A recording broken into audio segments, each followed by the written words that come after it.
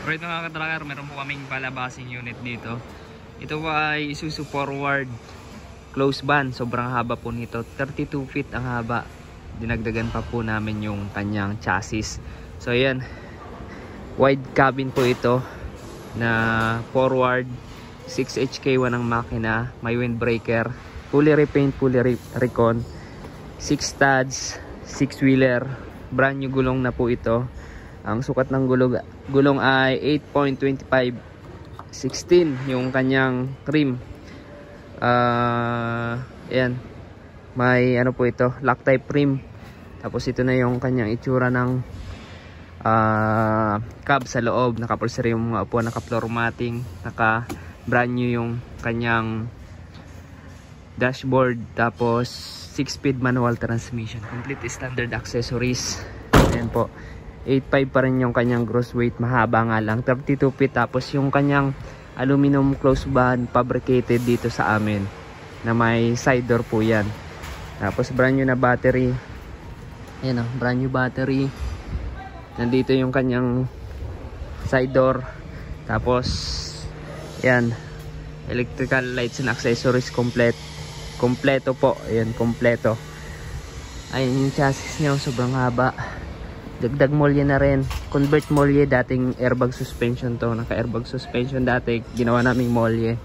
Tapos dati nang mahaba yung kanyang chassis, dinugtungan pa namin. Ayan. Tapos dito sa likod, ayan yung itsura niya. Ayan, may ginagawa pa yung aming electrician. Shoutout sa electrician natin. Ayan, kundi yung kanyang plate light. Tapos ito yung loob ng kanyang body na close van. Steel flooring na rin, checkered plate. Tapos ayan, panel siya ng plywood, taas hanggang baba, hanggang taas po yan, hanggang ceiling, pati pinto. Ayan, kami po yung may gawa niyan. So kung naghanap po kayo ng or kailangan nyo ng body, dito po nagpapabricate kami. So kailangan linisin to. Paano mo tawag mo si Buljor? Palinis natin tong mga ano. Yan, sila ano. Dapat malinisan kamo yung mga alikabok. Ayan. Ito yung kanyang reserbang gulong. Ayan po yung itsura ng ating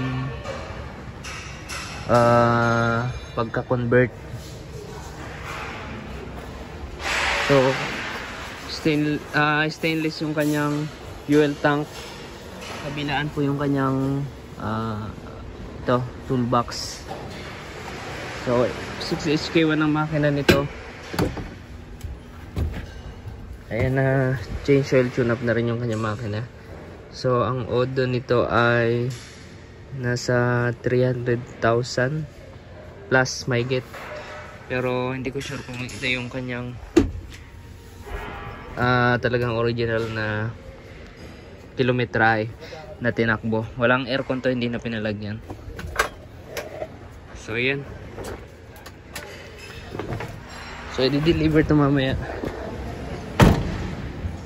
Ayan o.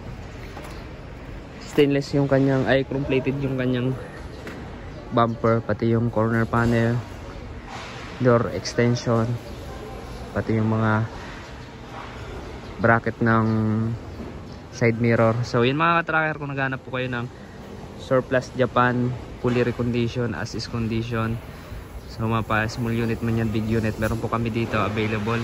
Punta lamang po kayo dito sa aming planta, Calipil Marketing Corporation. Matatagpuan po sa Barangay Mambugdos, Bacor, Cavite. Maraming salamat. God bless. Bye bye.